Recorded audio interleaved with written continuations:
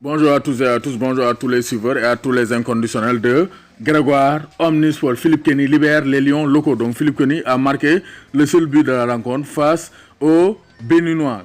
1-0, but marqué à la 65e minute de jeu. Donc l'attaquant de Châteauroux a permis au Sénégal de se qualifier pour les demi-finales du tournoi UFOA. Donc rien à dire, les Sénégalais sont bel et bien favoris pour remporter le titre de champion du tournoi UFOA 2019. Serigne Saliou Dia nee na continuer avec beaucoup de détermination, nee nañ continuer yokk cere dolli ñaax. Moussa Latunji coach Bénin nee na le Sénégal avait plus de fraîcheur. Donc loolu la wax ne Sénégal ñoo gënoon frais que Bénin, moo tax ça s'est vu au niveau du match. Donc Madické Kane aussi milieu terrain donc du Jaraaf, milieu terrain du Sénégal. L'objectif est de remporter ce tournoi. Donc ça c'est clair, le Sénégal est carrément favori pour remporter ce tournoi. Donc équipe type Sénégal bi Pape Seydou Ndiaye la, Moutarou Baldé, Djibril Thialaw Diop, Moussa Ndiaye donc Excellence Foot, donc international U20 aussi, Khadim Diaw, Madické Kane, Moustapha Nam, Assane Mbodj, l'enfant de Santhiaba de la Médina, Ousseynou Niang, Youssoupha Badji, Ibrahima Dramé en attaque. Donc loolu mooy équipe bi départoon donc entre le Sénégal et le Bénin. Donc gis nañu aussi tout le monde a donc applaudi la performance de Moussa Ndiaye qui a réalisé une belle performance dans l'axe. Ñu bëri ñu naan est-ce que duñ ko boole Kalidou Koulibaly ci axe des Lions du Sénégal. Donc Mohamed Salah monte sur le podium. Mohamed Salah monte sur le podium des meilleurs buteurs africains en Ligue des Champions. Didier Drogba mooy meilleur buteur africain en Ligue des Champions avec 44 buts. Samuel Eto'o, deuxième meilleur buteur avec 33 buts.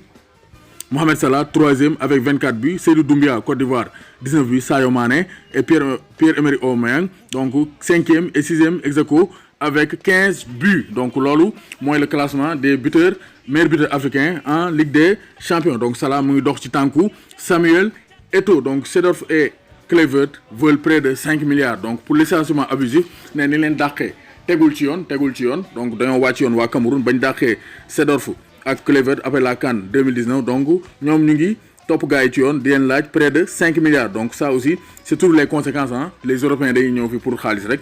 Ils n'aiment pas nos équipes nationales. donc Salah ménagé face au Kenya et Botswana. donc pour les éliminatoires de la Coupe d'Afrique des Nations 2021 Salah dañ koy noppal. donc waa Égypte duñ ko sélectionné pour ces éliminatoires de la CAN 2021. donc dañ koy noppal. Kevin Malcuit rejoint les Lions de l'Atlas. donc l'ancien latéral de Lille et de Saint-Etienne, Kevin Malcuit va rejoindre les Lions de l'Atlas. Après avoir hésité plusieurs années, il rejoint finalement l'équipe nationale du Maroc. Donc ça c'est très très clair. Donc gis nañ ne aussi Pape Diatta Ndiaye xaw ma Ndiaye Dragon la xaw ma Ndiaye Diatta Ndiaye xaw ma Ndiaye Dibi. donc rejoint Amiens un an après.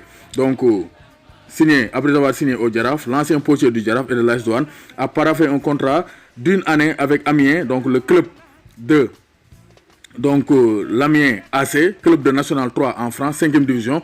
donc moom signé na foofu un contrat d'1 an. donc ancien potier du Jaraaf de Dakar. donc Kalidou Koulibaly, nous devons être plus déterminés. donc nee na Napoli pour ñu réussir Ligue des Champions foog ñu gën a déterminer parce que quand même ils ont frôlé le pire à Genk. parce que Napoli dañuy gagner Liverpool ñëw di le Genk, ça c'est pas logique. donc Abdoulaye Sané, joueur du mois au niveau du FC Sochaux. donc Abdoulaye Sané qui réalise un excellent début de saison a été élu joueur du mois du FC Sochaux avec 54% des suffrages devant Jérémy Livolan et Younes Kabouni. donc ñooñu ñooy les deuxième et troisième. donc il a marqué 3 buts durant ce mois. donc il mérite amplement ce titre de meilleur joueur du FC Sochaux de ce mois de septembre. donc Gaynde Ndiaye warul tiit warul ragal.